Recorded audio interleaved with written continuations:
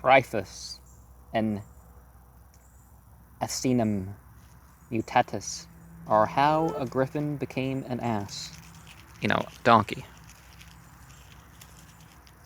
After the manner of Ovid's Metamorphoses. Note: the griffin, or Griffin, is, according to Smith's Classical Dictionary, a fabulous animal with the body of a lion and the head and wings of an eagle, dwelling in the Rhipaean mountains between the Hyperboreans and the one-eyed Armaspians. Well, they're not really one-eyed, right? And guarding the gold of the north. The Armaspians mounted on horseback and attempted to steal the gold, and hence arose the hostility between the horse and the griffin. The belief in griffins came from the east, where they are mentioned among the fabulous animals which guarded the gold of India. Milton, in the second book of Paradise Lost, thus refers to the griffin, as when a griffin through the wilderness, with winged course o'er hill and moory dale, pursues the Armaspian, who by stealth hath from his wakeful custody purloined his guarded gold. We shall now see how this noble beast sunk to the blarney, or North Carolinian species. The frightful griffins,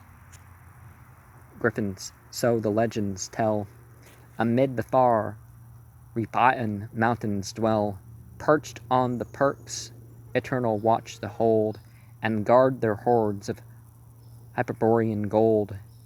In vain the one-eyed Armaspian tries, with mounted might, to seize the glittering prize.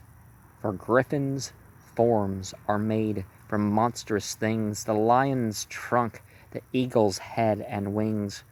What thief with hopes of victory can oppose in greedy conflict such ferocious foes? Yet one there was who, though of rugged race, aspired to hold a softer, sweeter place. With liquid glance the silly creature eyed the lissom nymphs that range the mountain side. No thought of strength nor martial deeds he took, and never strove but for a melting look. His brothers fought, whilst he would lounge at ease amidst a group of sweet Oreades. He trained his cruel claws to pick the lyre, and burnt with Eros, not with Ares' fire. In his fair speech such smooth persuasion lay, that every doubt and fear he drove away. The enchanted nymphs his hideous mane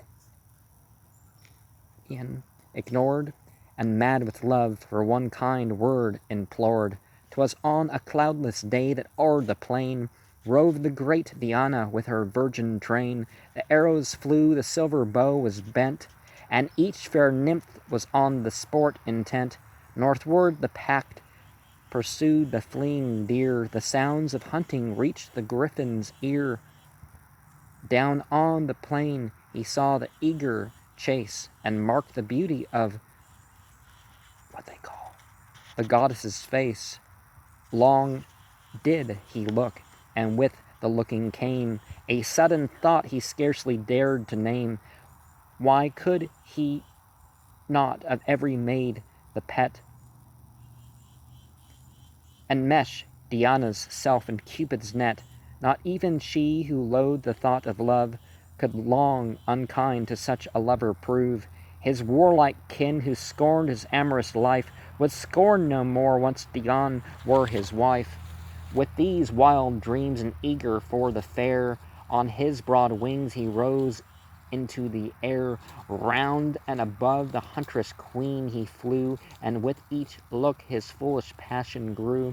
What does he sink to seize the prey divine? His eagle eyes with greedy luster shine, but as he nears by some auspicious chance,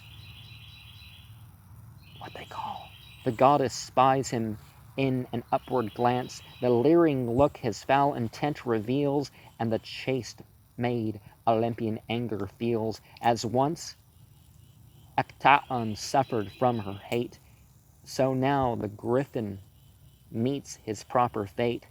For as she glares, his shape begins to fade, and strange new features are in him displayed. The eagle's gleam hath vanished from his eyes, and on his head 2 monstrous ears arise.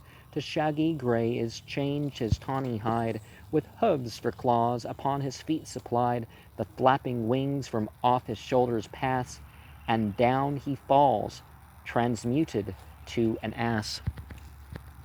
And what does it mean to be a donkey? What does it mean to be an ape? What does it mean to be a dog? What does it mean to be a snake? All these things that people turn into. Now, I'm not saying that there aren't beings out there that might have powers to do such, but a lot of these characters in mythology, they're not physical. And